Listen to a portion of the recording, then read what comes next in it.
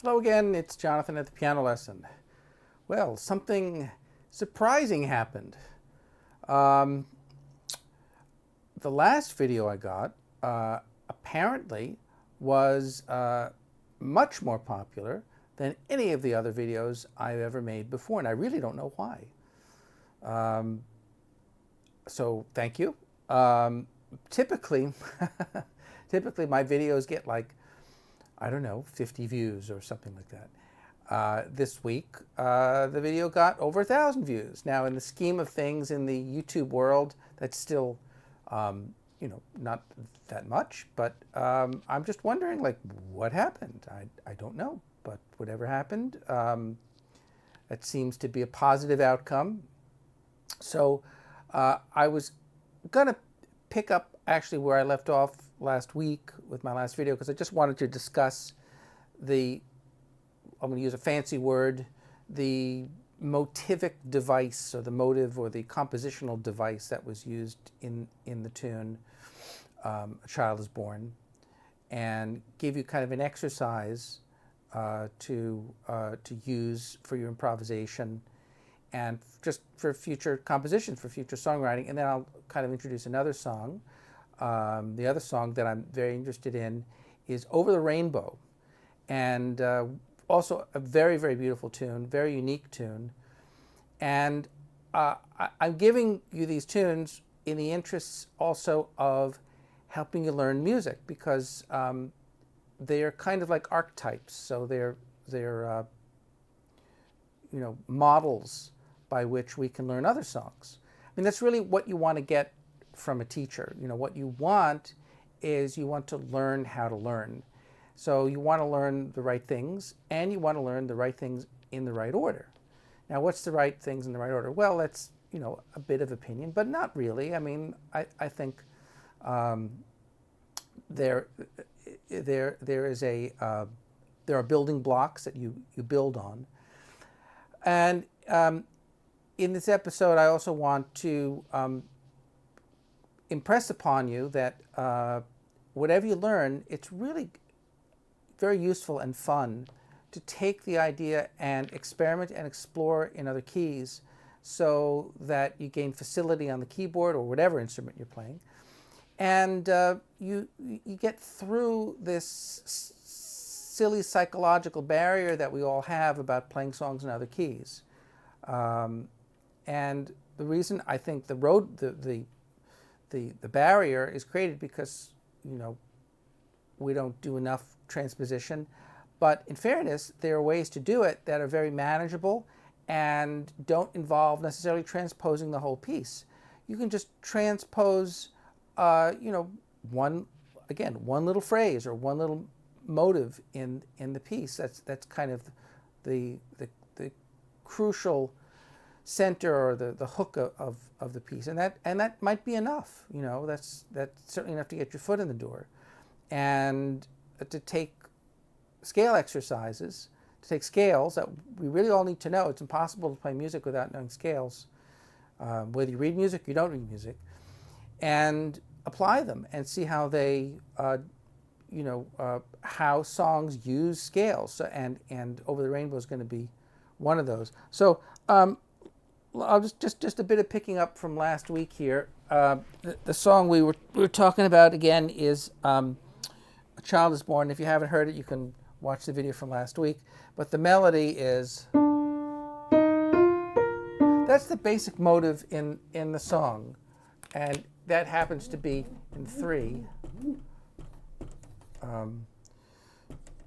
And it's in B flat, 2 flats, B flat, and E flat. What did I just do? Did I really do that? Holy smokes, that's crazy. There's no such thing as 3-3. Okay. Wow, that's crazy. Okay, there you are. So this is 1, 2, 3. 1, 2, 3, and then we're back to the D, right? So it's this, and I was pointing out this is a D, this is an F, this is a B flat, and that constitutes a B flat triad, and the B flat triad's in first inversion. Okay, so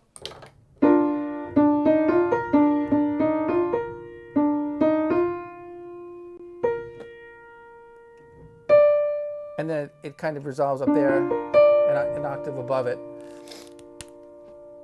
you know, right up there, right? So if you're going to transpose it, you know, take any major chord, okay? So we'll skip the key of B just for the moment. Key of B is a very easy key, really. In fact, let's not skip the key of B, okay? There's your, it's all the black keys and 2 white keys, all right? And the first white key is super easy to remember because it happens to be the keynote, okay? So all you got to remember is the E, and you're set, and that E is always a half step above. You know, there's your half step, there's your tetrachord, right? So here's your B flat major chord in first inversion. Well, here's your B major chord in first inversion.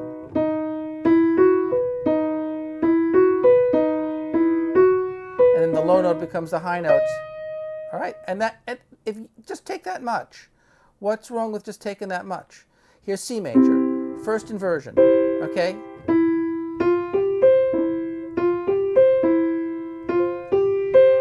And notice when I did that, I crossed my thumb under the hand, all right?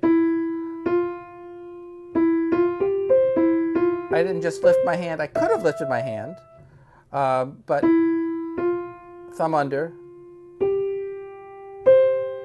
all right? And you're practicing arpeggios now, okay?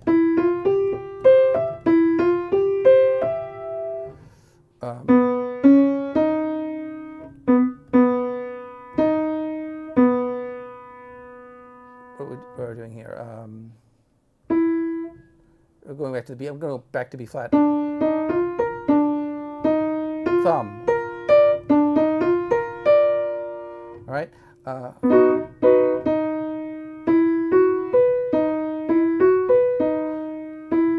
I can use a thumb on a black key.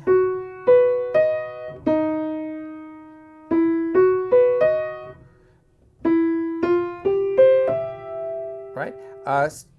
C sharp or D flat.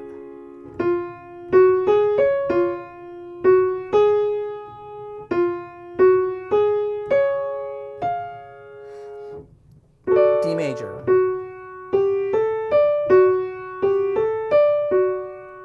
Now I might possibly want to do 2 there, but let's just skip that for now. E flat, E major,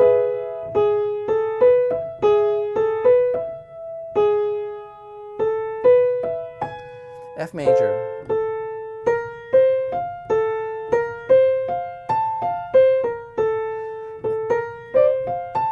now as you're doing the transposing, you're really getting that little nugget in your head, and you're twisting it and turning it backwards and forwards, and because that's going to be useful to improvise with. That was F major, F sharp, root position, first inversion.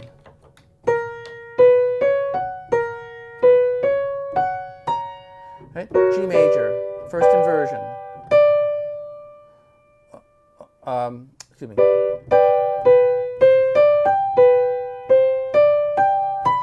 A flat, first inversion. Let's go down an octave.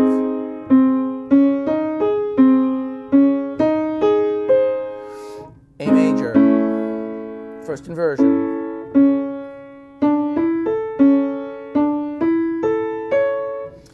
B flat major, first inversion. We're back to where we started. And another interesting aspect of the tune, another moment in this tune, I mean, he just changes the root. Then he changes it, that's the major, the relative minor, right? And then one interesting thing, he goes to another first inversion triad, right?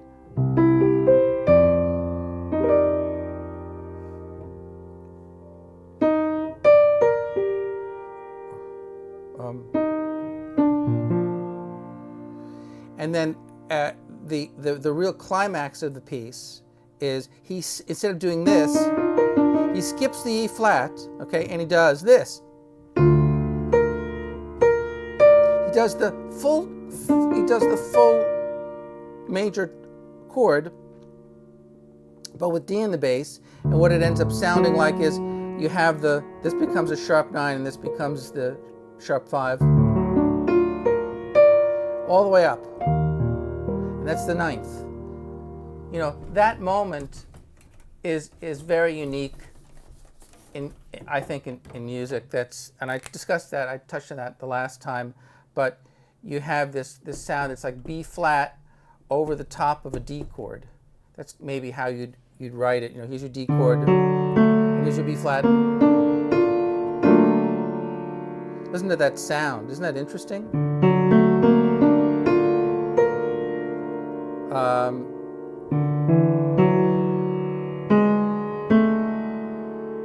mean, I'm not even sure.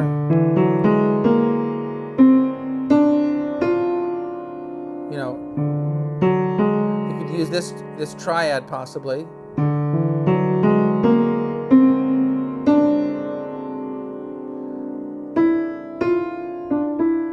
Maybe, or it's the F natural. But you have this sound. Now it comes down. There's your E flat. There's your missing E flat. Skips over it. Gives it to you down here, and then he goes up a fourth. But there, and then, you know, you're back to the F. But different. All the every time we've been going up. Right at the end we go down.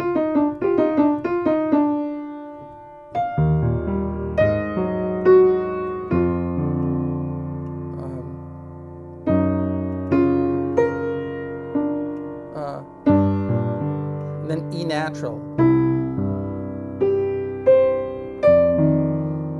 So this,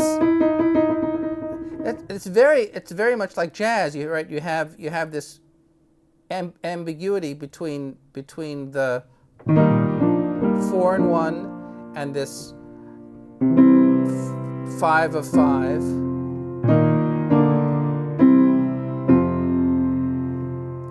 E flat, B flat, C, F.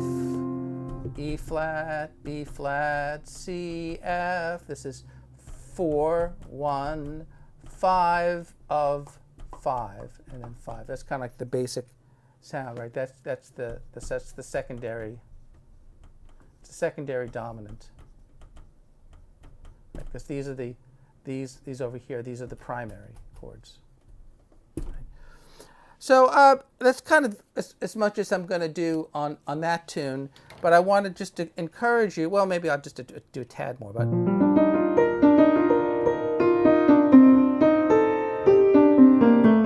So what exercise would you make out of that? Well, other than just transposing that literally, right, in every key, you might do a kind of a transposition, not a precise transposition, let's say, but you know, there's a term for this in composition, and I wish it's escaping me at the moment, but there are two ways of effectively copying a line. One is kind of precisely with the precise intervals, and the other one is sort of imprecise intervals. But if you take the key, we'll do it and say that this sound going up the scale.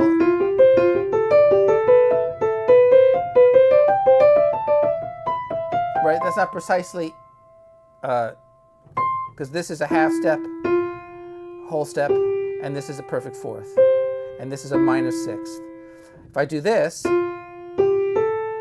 right, that changes the game, because this is no longer a half step, this is a whole step, and that's a major third, where before it was a minor third.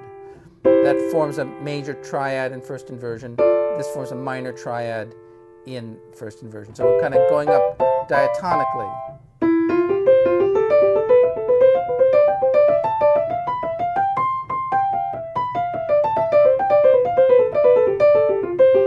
And that could be your own exercise for that tune, but I don't have to do it in order. I could go up, down, up, down, up, down, up, down.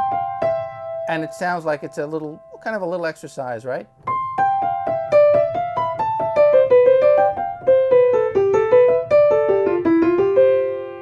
What's the difference between that and something like this? That's a famous Hanon exercise where you're going up and down. So you can take this idea or twist it.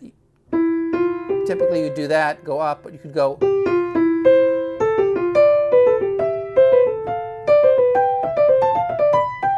Right? So instead I started on the third note and went down and then went to the top note.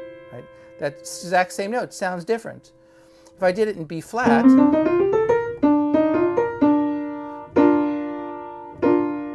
if you just do diatonic triads all the way up and down,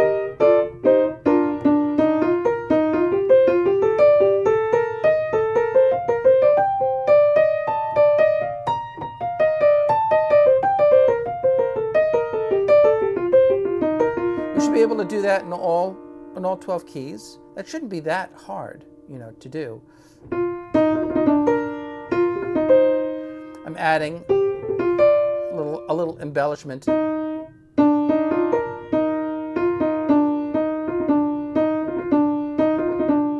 Or there's a trill, or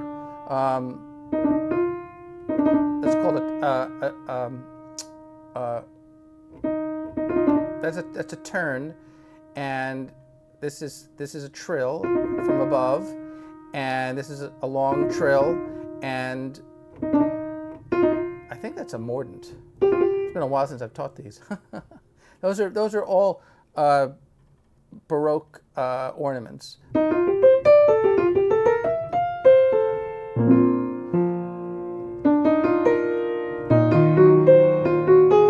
Now, if I take that idea, the first two chords, B flat major, E flat minor, right? So maybe I might do that same exercise, but do it.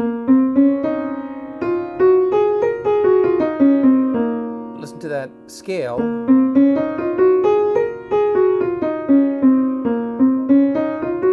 What scale is that?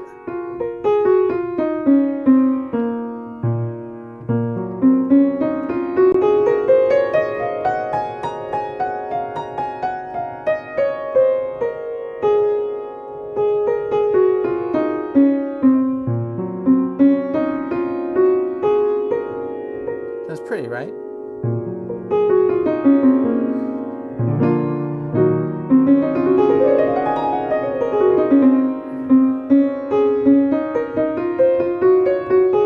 Similar.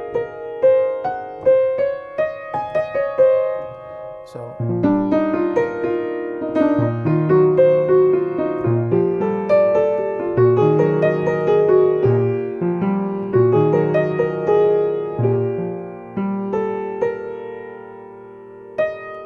Or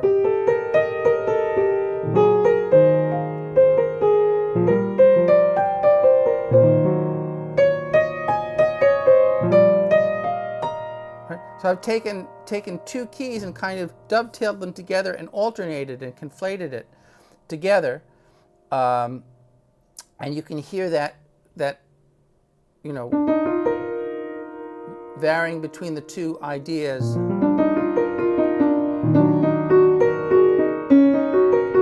That wouldn't work quite as well, and you have to use your ear because you can it's okay to break rules.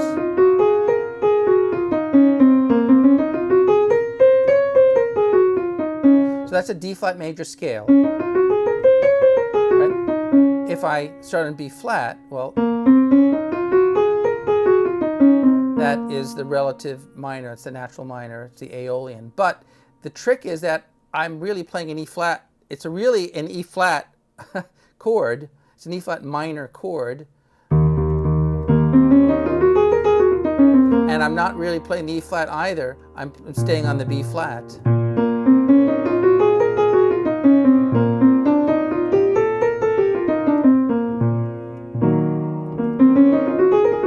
That's called a parallel relationship as opposed to a relative relationship. So in the key of B flat, we kind of have this relative relationship: B flat major, E flat minor, but in second inversion, and then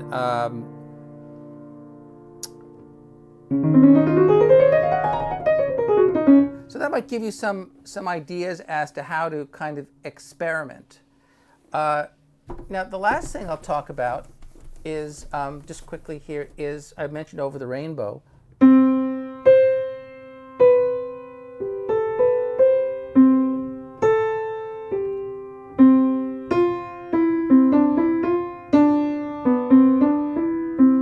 So what is Over the Rainbow? It's really a major scale, right? And it's descending. Typically it is done in C. C, B, A, G, F, E, D, C. And you have this octave that starts middle C. Very unusual to start a song with an octave. Somewhere or be over the rainbow. Back to the C, A, skies are blue. Something like that. And then F, E, D, C. So you can hear that.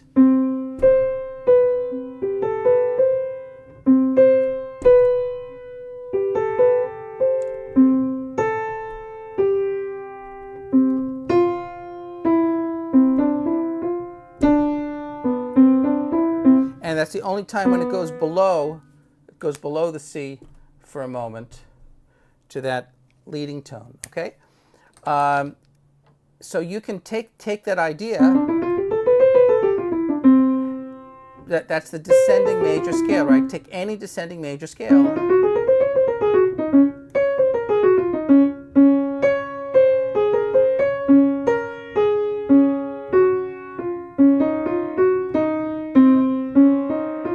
Now you should be able to do at least that, you know, at least by ear. You know, if you play wrong notes, well, so what? It doesn't matter.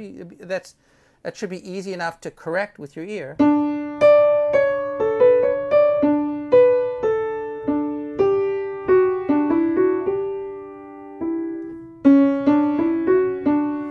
And that's the kind of the genius of the song. You're just taking a regular scale.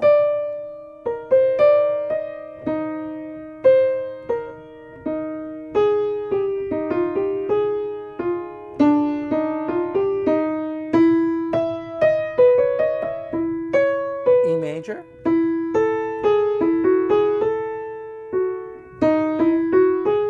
F major.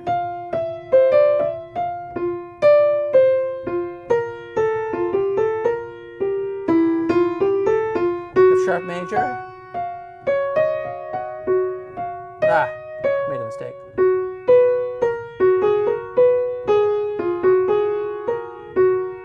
G major.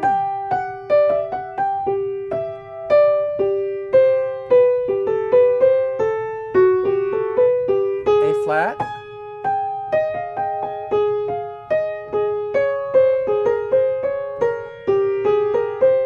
A major.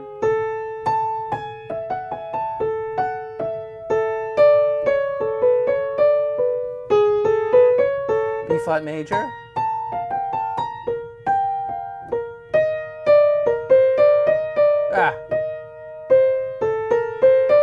B major.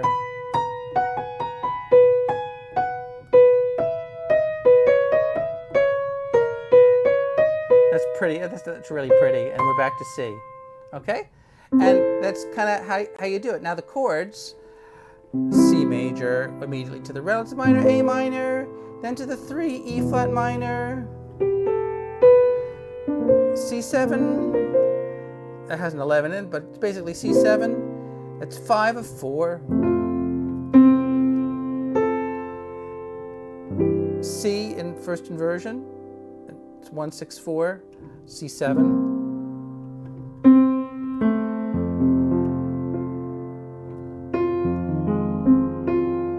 Now, I played that A as a melody. Somewhere over the rainbow, way up high, there's a land. So I kind of did the melody a little bit different for the sake of the exercise, but there is that A. There's a land that I heard of once in a lullaby. And notice that counter melody, A, B, C. That A is foreshadowing the leading tone. 4, 5, 1. It's such a beautiful, amazing song, and just brilliantly written. And then there's the bridge. Let me just finish that. There's F sharp F minor, land 1/6, the first inversion Sid land that I heard of. A7, that's the augmented. 1 D7, 5/5 in a la 5/1, and the bridge. When troubles melt like lemon drops away above the chimney tops, that's where you'll find me. See, where you'll find me. I don't remember the other. Find me. Maybe it's B.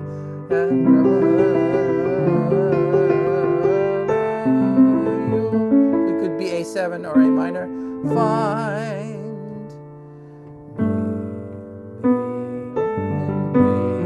I don't really remember that melody note exactly. So way up, that's diminished. Chimney tops, that's where E minor, A7, you'll find me. That's the bridge. So I kind of crammed that in at the end because I just like that tune so much. I'm sort of twisted around my piano here. Well, anyway, I hope you guys had fun. And again, ideas to inspire you and also to get your foot in the door and make it easy and build on what you already know. We already know what a major scale is, but now we got to apply it. And anyway, have a great week, guys. I'll post my Conway's Jam from last week, and I'll be at Conway's this Friday. And until then, have a great time. Shout out to my buddy Francesco. And the reason I don't post the sheet music is because A, I'm lazy. But there's, these days there's a million versions, there's a million lead sheets on the internet. But I don't want you to get, a false impression that I'm giving you the gospel, because I'm not. You have to do your own research in a sense. And there's various ways to do this, as you can see. Okay, take care. This is Jonathan at the Piano Lesson. Bye-bye.